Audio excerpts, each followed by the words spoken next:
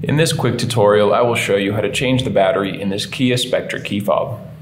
This device was used on Spectras between 2007 and 2009, and it takes one of these CR2032 batteries to run.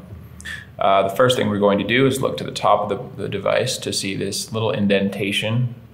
We're going to take a flathead screwdriver, insert it into that area, hold the device and twist until you hear that popping sound, and you can see we've started to separate the two halves of this key fob. You can pull it apart with your fingers now.